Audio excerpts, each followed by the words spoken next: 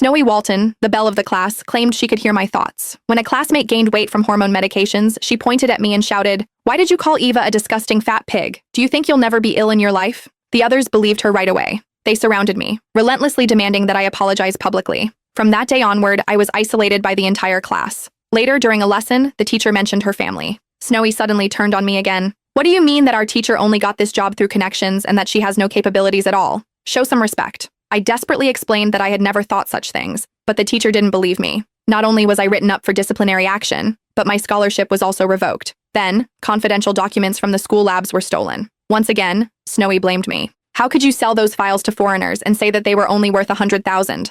I was arrested by the police and convicted of leaking state secrets. I was sentenced to life imprisonment. In the end, I died in prison, consumed by depression. When I opened my eyes again, I had returned to the very day Snowie accused me of insulting Eva. By this time, she didn't know that I had uncovered her secret behind her so-called ability to hear my thoughts. Ginny Sanders, how could you call Eva a disgusting fat pig? She got fat because of hormone medication. She didn't ask for it." When I heard the accusation that caused my death once more, I was in a daze. I subconsciously looked up at Snowie Walton, who was looking at me sternly. Eva Zabel, sitting in the corner, suddenly stood up and glared at me. "Ginny, I've never crossed you. Why must you insult me?" When I heard what she said, I was sure that I had been reborn. In the previous life, I remembered Snowie suddenly pointing at me and accusing me of insulting Eva. Eva was initially 45 kilograms, but due to hormone medication, her body weight doubled. She hated people calling her fat. Everyone in the class knew about this, so they had never once said anything about her weight. I had always stayed silent on this matter too. In fact, I barely spoke to Eva. I immediately stood up and said that I did not do anything.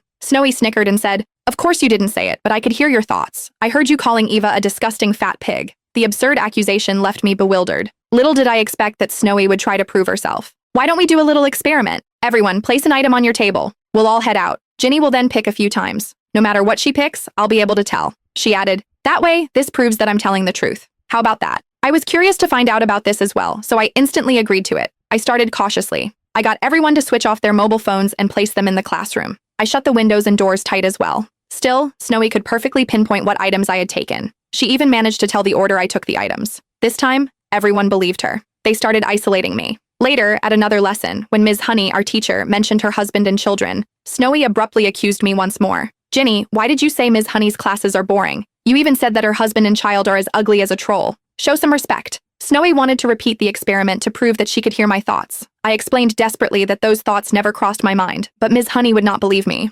Not only was I written up for disciplinary action, but my scholarship and financial aid were also revoked. Not long after, I was known in school for my terrible character. Everyone avoided me like the plague. Just when I thought this would be it until graduation, a few confidential documents were stolen from the school labs. Snowie once again accused me. "How could you sell those documents to foreigners and say that they were only worth 100,000? I was arrested by the police and convicted to life imprisonment for selling state secrets. My parents went around the country trying to clear my name, but they ended up being killed in an accident. As I thought back about how I died tragically in prison in my previous life, I clenched my fists. Given a second chance at life, I refused to end up in the same place again." Looking at Snowie's triumphant face, I pointed at my roommate Mandy Lee next to me. "I've been reading. I didn't even open my mouth. Mandy is my witness." Mandy nodded. "Pretty sure Ginny hasn't said a single word until now."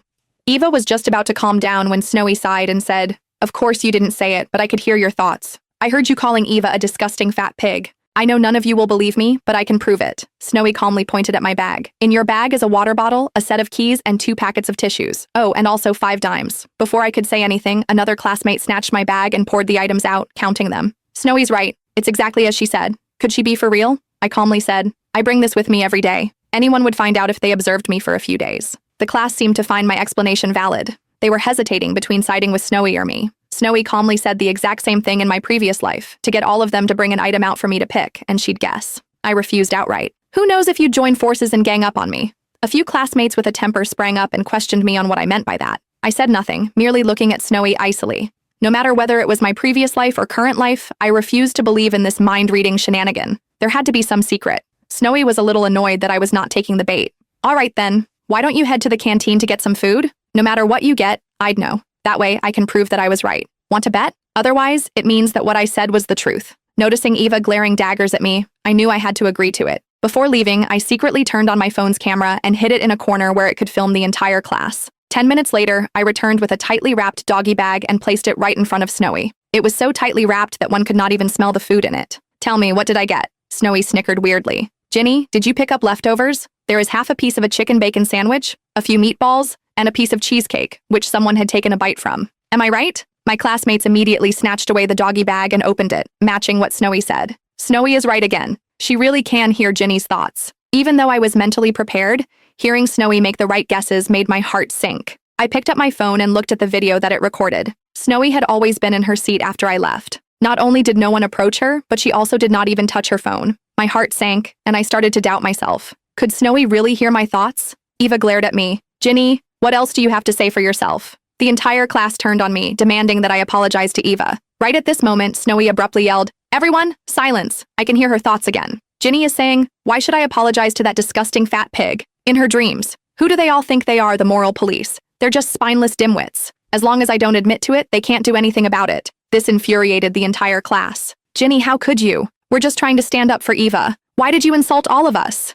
Everyone glared at me. I didn't say any of that, I tried to explain. Snowie made it all up. No one bought what I said, so I turned to look at Mandy and said, "Mandy, don't you know what type of person I am? I really didn't say anything." Mandy was just about to stand up for me when Snowie said, "Ginny just said, as long as that idiot Mandy believes me, no one else will suspect me." Mandy's eyes reddened. "How could you say such horrible things? I know your family's situation isn't ideal. I always share my snacks and fruits with you. How could you think this of me? Consider me done with this friendship. Return all my snacks and fruits." I mumbled anxiously. "Mandy, please, you have to believe me," Snowie said once more. Now she's saying, "Damn it, if Mandy doesn't believe me, where else am I going to find someone else to blame?" I boiled with rage, yelling, "Shut up, I've never thought that, you're just trying to stir stuff up," Snowie said with a sigh. "Since you don't believe me, let's do another experiment. I'll turn around, you can write whatever, and I'll know what you wrote." I agreed, but also asked the entire class to turn their backs to me. I wrote on a piece of paper and crumbled it in my fist. With her back still facing me, Snowie said, "You wrote, man plans, and God laughs."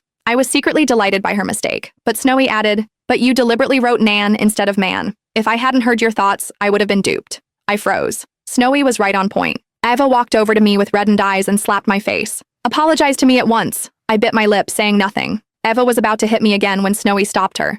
"We're classmates. Let's just drop this. Now we know what kind of person she is, let's just stay away from her." This firmly confirmed that I had insulted Eva. Eva reluctantly lowered her hand and left. The others followed her, leaving me alone in the classroom. I slumped to the floor, stumped and baffled. Why was Snowie doing this to me? From that day onward, I was the most hated person in the entire class. Mandy had demanded that I return the things that she had given me. Then she put in a request to move to a different dorm. Soon, it was Ms. Honey's class. Halfway through, she brought up her husband and child. Right at this moment, Snowie suddenly stood up. "Ginny, why did you say that Ms. Honey's class is pointless? You even called her husband and child a troll. Show some respect." Before I could say anything, the entire class told Ms. Honey how Snowie could hear my thoughts. Ms. Honey's gaze darkened. "Ginny, how could you say that about me?" I calmly said, "Ms. Honey, you're an educated person. Do you think there is such a thing as hearing someone else's thoughts?" Ms. Honey said icily, "Why don't we do an experiment?" She flipped to a random page and got me to write down the first sentence. "He who has a mind to beat his dog will easily find his stick." Hoping this time it might be different, I picked up my pen and wrote on a piece of paper. Still, Snowie easily said what I wrote. Ms. Honey slammed the table angrily. "I never pegged you to be this type of person, Ginny. I even nominated you as our star student." I froze. My face was as pale as a sheet. "I didn't do it, Ms. Honey," Snowie interjected. I can hear her thoughts again. Ginny said, "If it weren't for that stupid scholarship, I can't be bothered with this old hag. Only she thinks her troll of a husband is handsome. How pathetic." Through gritted teeth, Ms. Honey hissed, "Just you wait. As long as I'm alive, you'll never get your scholarship." I groaned and tried to defend myself, but Snowie said once more. Ginny said, "It doesn't matter if I don't have the scholarship. Luckily, I was smart enough to pretend to be poor to apply for financial aid. Once I have the money, I'll go and get the newest phone." Snowie looked at me and said with surprise, "Ginny, the financial aid has a quota. How could you take away this aid from those who really need it, all just for a new phone?" Ms. Honey looked murderous. Not only did she write me up for disciplinary action, but she even revoked my financial aid. Without the financial aid, my life savings depleted quickly. I had no choice but to quit school and find a job. Just when I was packing up, I suddenly thought of the 3 experiments that Snowie did to prove that she could hear my thoughts. I thought about it over and over, finally realizing something was not right. There was something that could prove my innocence. I put my luggage down and turned to look for Ms. Honey. I asked for 3 days of absence from school to prove my suspicions. 3 days later, I had just stepped into class to see everyone looking at me loathingly. At the front were the counselor and the college administrators, accompanied by several police officers. One police officer walked up to me with a stern face. "You must be Ginny Sanders, right? Please come with us. You're under suspicion for the theft of confidential university documents." I remained in the same spot. "What confidential documents? I don't understand." Snowie walked over with a smile. "Don't play dumb. Those documents were the design blueprint for the latest security network. You stole it and sold it to a foreign nation. Ginny, what you did isn't just illegal, it's treason. You'd be despised by the entire nation and spat on for the rest of your life.